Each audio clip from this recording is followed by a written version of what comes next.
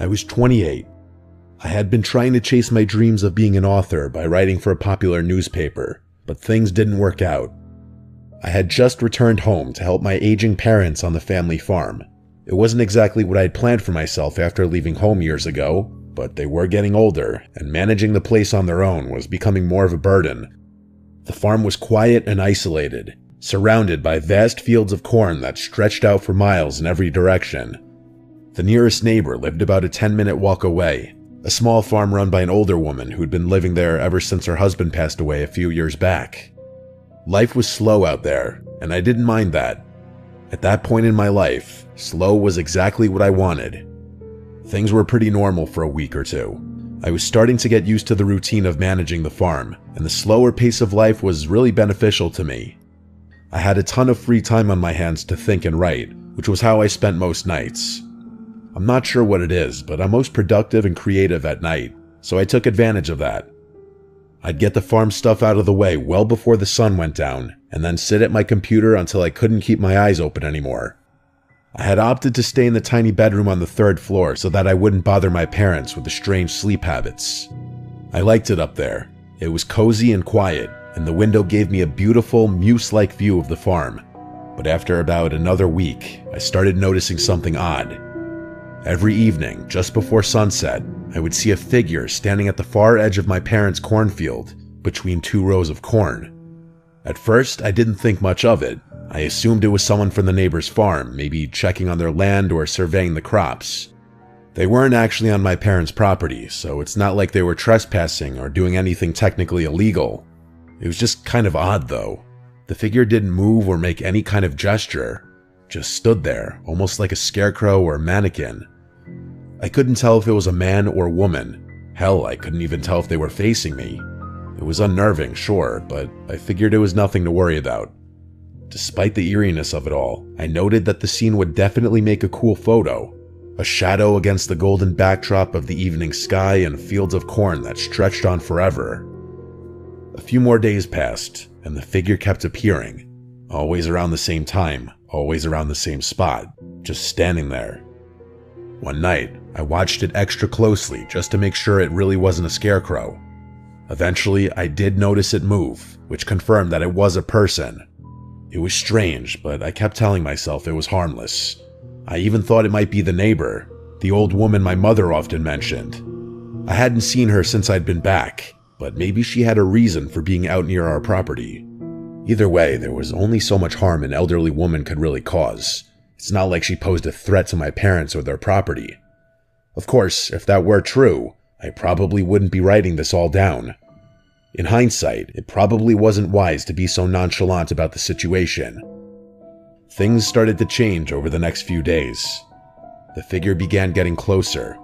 Each night, I'd see it between 2 different rows of corn, always closer to the house.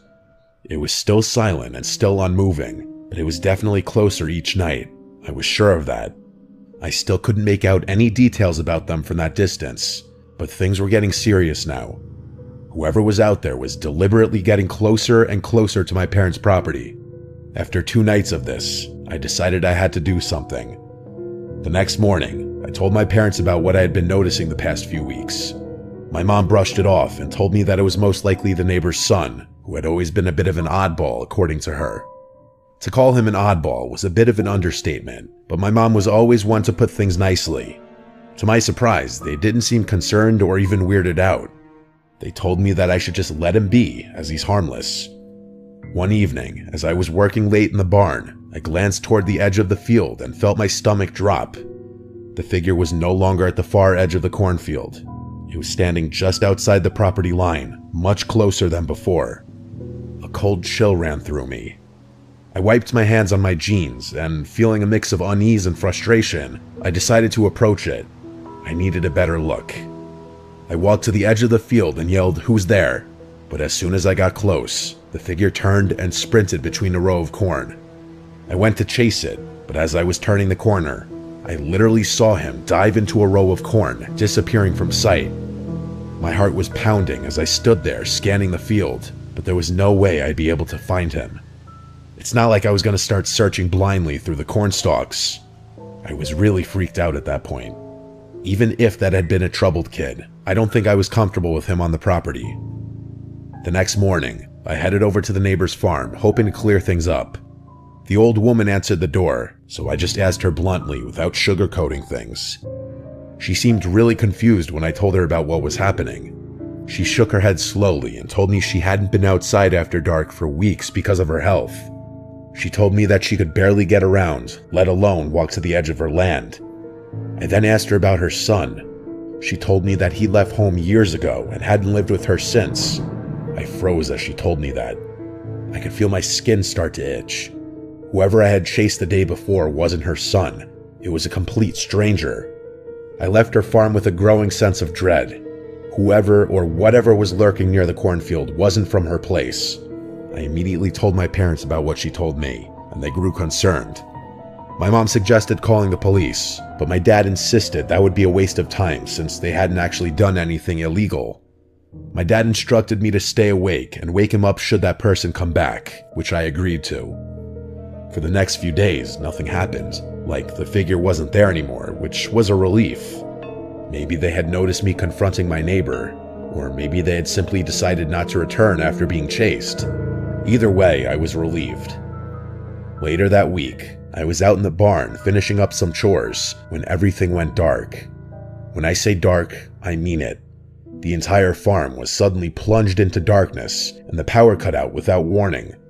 All the lights inside and outside the house flickered off. I never carried my phone on me in the barn, so I was truly blind. My heart started racing. I had a feeling I knew what had caused the outage. I fumbled in the dark for the flashlight I knew was nearby somewhere. After finding it, I sprinted out of the barn and toward the house before stopping in my tracks. I wanted to run inside, but knew that would be the cowardly thing to do. I was about to run around the house to check the breaker main when I heard it. There was a faint rustling sound coming from the cornfield. The realization hit me. That person was on my property, within mere feet of me. I turned and swept the beam of flashlight across the field, trying to be as quiet as possible. For a moment, nothing happened, just the same rustling sounds. But then, out of the corner of my eye, I caught a glimpse of movement. I jumped and shakily pointed my light toward the source. There, just a few feet away from the barn, was a man. I could see that now. It was a man with a few patches of hair on an otherwise bald head. He was wearing overalls and staring directly at me with this menacing look.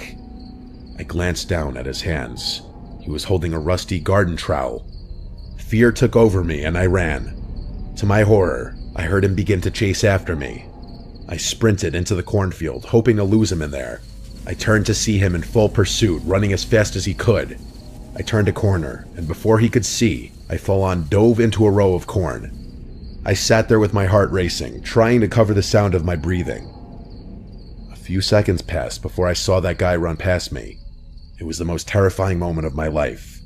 I wanted to make a dash for my phone and call the police, but I was too afraid. I sat there silently for a few minutes, contemplating the situation and my life. Eventually, I got out of my hiding spot and ran all the way back to the house, which was still cast in pitch-black darkness. I called the police and woke my parents up. The police searched the property and found nothing. They did, however, find the source of the outage. Someone had dumped a bucket of water on our breaker main, which tripped the whole thing. The next day, I helped my parents install some added security measures, and even went as far as to tell the neighbor to be careful. I was only on the farm for another month, but nothing happened in that time frame. It killed me to leave my parents alone on the farm with some psycho lurking about, but I had to move on with my life.